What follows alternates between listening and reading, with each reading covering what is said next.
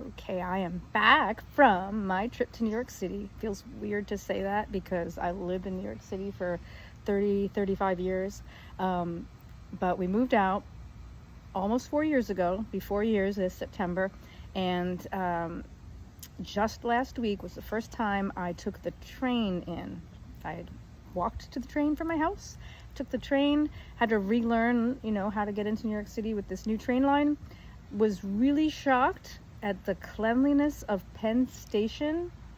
People, if you were around in the 80s and remember what Penn Station looked like in the 80s, that's what's in my mind. Maybe there was two things to eat. You had Sbarro and Roy Rogers, and who else remembers what? I don't know. It was filthy. It was sketchy. It was really not a great place for teenage girls to be, waiting for a train as we would be. And I was going into the city. I lived in Long Island as a kid, and I was going into New York City every chance I could get to go to museums and New York Public Library and Greenwich Village, and Saturdays, Juilliard Pre-College. Anyway, my tribute to New York City will have to be tabled for another video because I had a lot of feelings going back there after 4 years.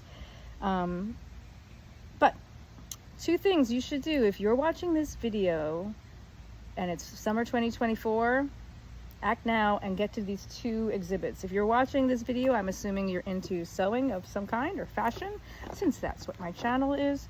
And I have gone to two places, and here's my quick and dirty review. First one, Sleeping Beauties at the Met Museum. Yes, I bought the book. Reawakening Fashion. Sleeping Beauties, Reawakening Fashion. That's the exhibit. My review, go see it. I was a little put off by a few things that I observed at the Met Gala earlier, but that Met Gala funds the Pay What You Will feature at the Met Museum, which I really appreciate as someone who is on a kind of a specific income, resident of New York, parent, taking care of two kids. I appreciate the Pay What You Will feature. A word to the wise, when you plan your trip for the Sleeping Beauties Reawakening Fashion exhibit, you will have a long wait. So make sure you are getting there with enough time to allow for that wait, and you can check out other parts of the museum, which is not a bad thing. My wait was, you check in, you scan a check-in QR code, and my wait was approximately 90 minutes. So allow enough time. I did not allow enough time. I intended to tackle the two museums in the same day last week, but it was probably better that way because my personal feeling is when you go to a museum, I have only a certain amount of threshold of brain space to hold all the information when you're reading things, and and then you're done. So this museum exhibit, Sleeping Beauties, was really cool. So cool, I bought the very expensive accompanying book. One of the reasons I bought the book was it has close-ups of some of the garments, and all of the garments were behind glass. Some of the garments were from 1700s, 1800s, and some that were across all the decades until present day. And I'll include some pictures I took if I remember when I'm doing this video, maybe.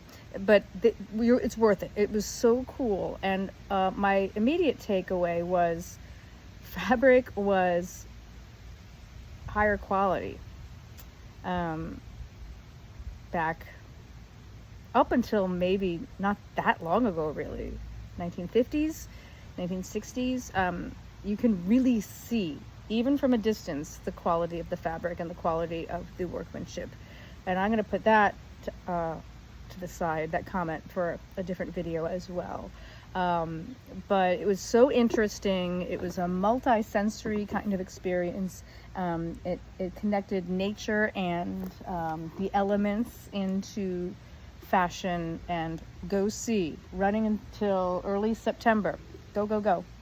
The second exhibit I saw, which wound up being today, and this is free, Museum at the Fashion Institute of Technology, FIT. I always love a visit to that museum. It's quick. It's just one exhibit, so you're in and out. It's great to plan something else around the area so that you can tackle that together.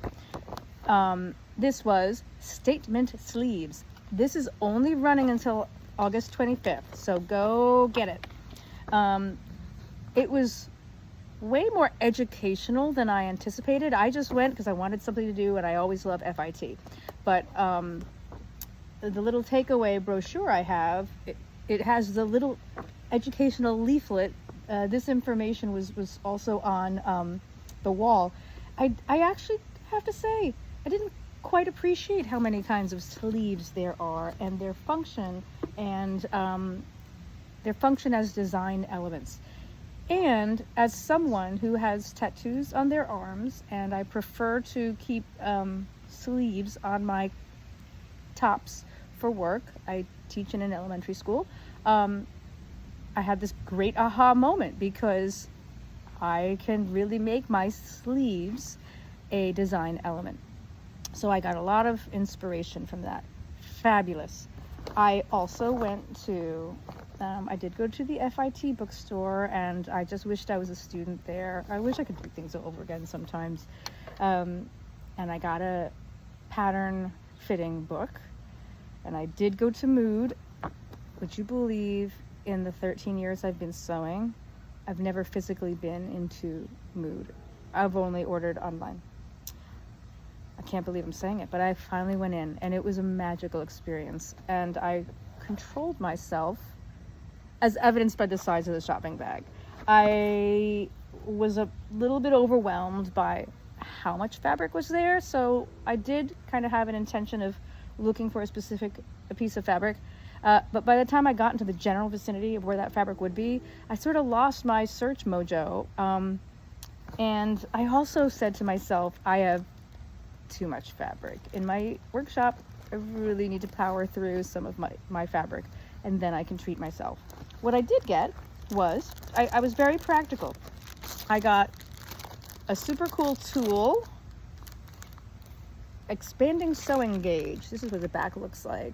So it's kind of just like this little accordion file device, but it will help you with pleats and buttonholes, and that's really good because frankly I eyeball that a lot of the times, and or I use a ruler, but this will be really super accurate. Totally worth it.